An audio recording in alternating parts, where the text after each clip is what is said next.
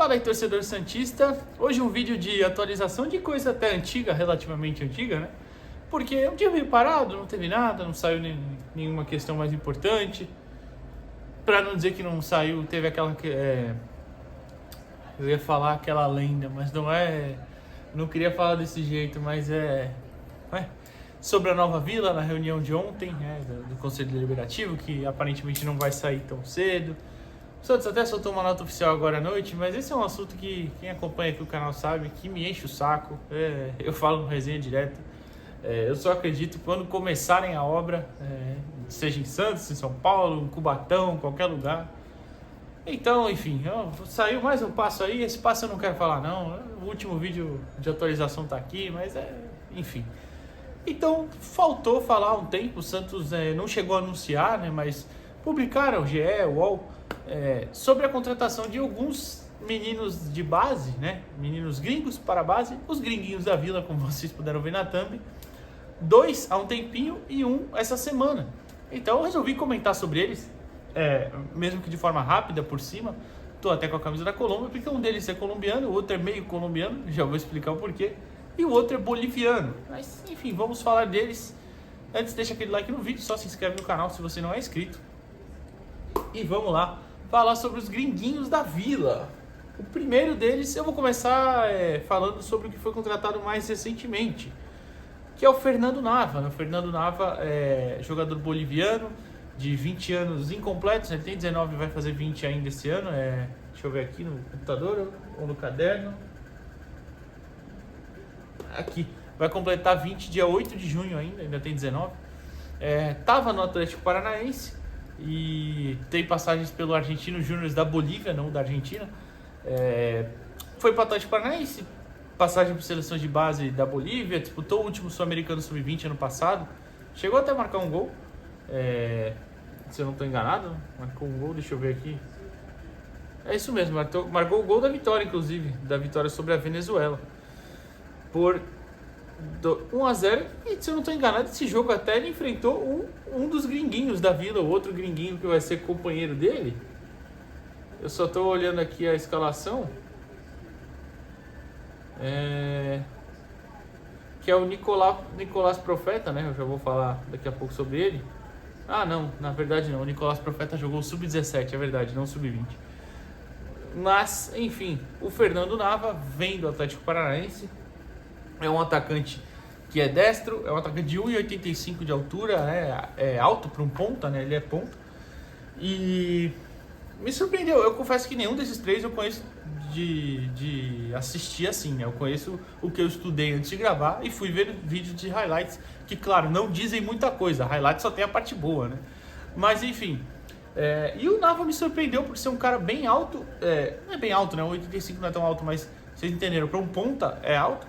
É um cara bem ágil mesmo, que tem uma mudança de direção bem interessante no drible, tem um drible bom. Repito, para o tamanho dele, é um cara bem ágil, é difícil ver um cara mais alto assim ser tão bom driblador.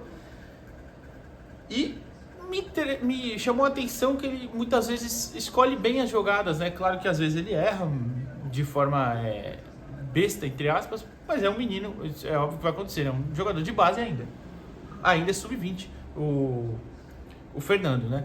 Chega com contrato de produtividade, se atingir as metas, ele vai assinar por 3 anos. Achou meio complicado assinar por logo 3 anos, né? Mas entendo também, porque de repente ele se destaca, né? Enfim. Mas aí eu já chego no outro ponto. Antes eu só vou falar que o Sul-Americano Sub-20 que ele disputa, né? Foram 4 jogos, a Bolívia foi eliminada. Tava no CAP. E sobre ele em si, achei um defeito, entre aspas, né? Eu achei que ele finaliza bem mal mesmo nos lances que eu vi, repito, highlight não quer dizer muita coisa. Tem gols dele, claro, nos highlights, mas achei a finalização bem mediana, bem fraquinha, até precisa evoluir. Mas é para isso que a base serve, né? Outra coisa, um ponto que me incomoda isso pode até ser uma besteira minha, eu já falei isso algumas vezes. Jogador quando passa por outro time grande na base e não fica, alguma coisa tem. Às vezes foi só o empresário que pediu demais em renovações ou salários. Às vezes foi algum desentendimento. Acontece, não é nem sempre coisa ruim, né? Coisa dele em si.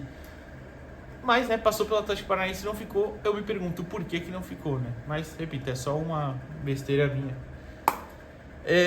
Então, esse é o Fernando Nava. Todos eles vão ser pro Sub-20, tá? Os 3 vão ser pro Sub-20, mas só adiantando. O outro, eu já falei o nome dele, né? O Nicolas Profeta, que foi até o primeiro desses a chegar, entre aspas, porque o Santos não anunciou a contratação, né? Mas o próprio Nicolas já postou várias fotos aqui em Santos, na cidade, conhecendo a cidade, turistando. Enfim, se o Fernando Nava já estava no Brasil, o Nicolas chegou agora e está conhecendo aí o Brasil. Ele que completou já 18 anos, completou 18 anos em fevereiro. Ele é um menino que estava no Sub-17, claro, estava no Sub-17 pela seleção. Ele disputou por 2 seleções, ele é o meio colombiano que eu falei, até por isso que eu estou com a camisa da Colômbia. Ele tem dupla nacionalidade e ele joga o Sul-Americano Sub-17 pela Colômbia.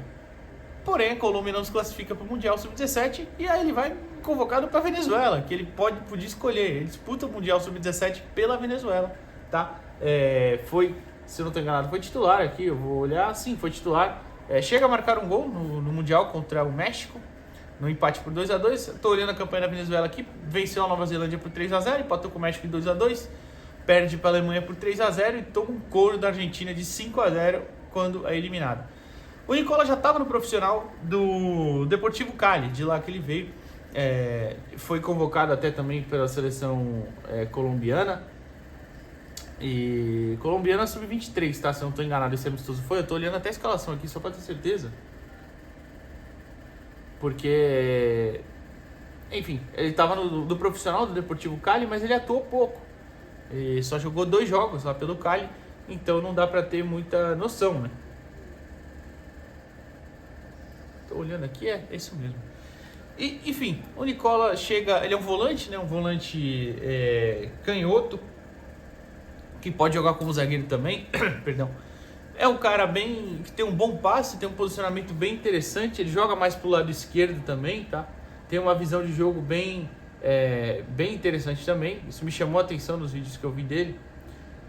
Porém, vale a pena pontuar que ele só tem 1,76 e é bem magrinho e tal. Eu achei um cara um pouquinho, não sei se o cara é fraquinho para posição, fisicamente, claro, mas me chamou a atenção isso, porque por ser volante, às vezes o volante precisa ser mais forte para jogar como zagueiro, com certeza. Ele faz muitas vezes um terceiro zagueiro pelo lado esquerdo, pela seleção, tá? Então, me chamou a atenção isso aí. Não sei se é uma posição que ele vai conseguir desenvolver no profissional, né? Porque, claro, o futebol profissional é muito mais físico do que o futebol de base. E vale a pena lembrar, o futebol colombiano em si também, ele é um futebol mais menos físico que o Brasil, tem mais espaço para jogar. O Daniel Ruiz é um baita exemplo, veio aqui no Brasil, não conseguiu jogar, lá ele consegue. Inclusive ele estava nesse amistoso também pela seleção colombiana, no caso, né? Desses que eu falei do Sub-23 ali, Colômbia e Venezuela. O Daniel Ruiz joga pela Colômbia, é um jogador habilidoso também, vocês viram, passou por aqui, mas fisicamente não conseguia jogar aqui no Brasil. Tudo bem que foi escalado fora de posição, mas isso é outra questão. Então, enfim, esse é o Nicola Profeta. Tô olhando alguma coisa aqui se eu esqueci dele, mas acho que não. Falei sobre as características, que é canhoto, jogou pelas 2 seleções, enfim, é uma aposta também, vem pro Sub-20, ainda mais novo, né, com 18 anos, e já estava, talvez um benefício para ele seja esse, né? Já estava no profissional, vai pegar uma experiência no Sub-20 aqui, e a gente vê se vai se aproveitar no profissional lá na frente. Enfim, o último é quem mais me chamou a atenção, que é o Alejandro Villarreal, também colombiano. Esse é só colombiano, não tem 2 nacionalidades. O Alejandro tem 18 anos, vai fazer 19 esse ano. Chegou também a ir para jogos do profissional do Deportivo Cali, mas não entrou em campo. Também vem do Cali, né? Não sei, não consegui achar se ele foi convocado para a seleção de base da Colômbia, mas enfim, assistindo os vídeos dele, é um cara que me chamou mais atenção, porque é um centroavante que pode jogar fora da área, tem 1,86 de altura, também é bem ágil, é um cara bem forte, ele é bem mais forte que o Fernando Nava, por exemplo. Tem uma finalização bem interessante mesmo, bem interessante. E é um cara rápido pro tamanho dele também, a mesma situação do Fernando, um cara bem ágil, só que ele joga dentro da área. Me pareceu muito bom no drible curto também, que para um centroavante é muito interessante. Então, me empolguei, admito que me empolguei, só que, claro, no caso do Alejandro ainda tem uma outra questão que os vídeos dele são quase todos na base, quase todos não, todos na base. E claro, o futebol colombiano, o que eu acabei de falar, tem uma distância física do futebol brasileiro, tem jogadores técnicos, claro, mas tem um espaço a mais, tem defensores mais fraquinhos também fisicamente. E as condições são bem ruins, tá? Eu vi alguns jogos que parecia... A gente fala às vezes que times brasileiros não tem estrutura, tu vê aquele vídeo e fala, meu Deus, que campo é esse? Então a estrutura é um pouco pior. O Alejandro, por ter um talento, você vê que ele tem talento, claro, se vai desenvolver ou não a ponto de estourar no profissional é outra coisa. Mas aí o jogador com mais talento como ele se sobressai em relação aos outros, ainda mais tendo o bom porte físico que ele tem. Mas, enfim, o Alejandro chega para o sub-20 também, assim como os outros, claro. Um tem 20, o Fernando Nava, o outro tem 19, o Alejandro, e o outro tem 18, que é o Nicola Profeta. Então, esses 3 meninos aí a gente vai ver. De repente desenvolve, de repente não dá certo. O que eu acho muito interessante é esse tipo de contratação. Eu não sei se envolveu dinheiro, né? As apurações do GE, do UOL, eu não cheguei a ver se tinha dinheiro envolvido. Mas se não foi muito caro, até se foi um pouquinho, eu acho bem válido, porque aí você pinça talentos na América do Sul e mesmo que não dê um craque, um cara muito acima da média, você vende para a Europa depois com valores que você faz rodar o caixa ali, né, digamos assim. Vamos supor que o Santos pagou $100 mil e vende lá para frente um deles por 1 milhão. Você já fez 10 vezes o seu investimento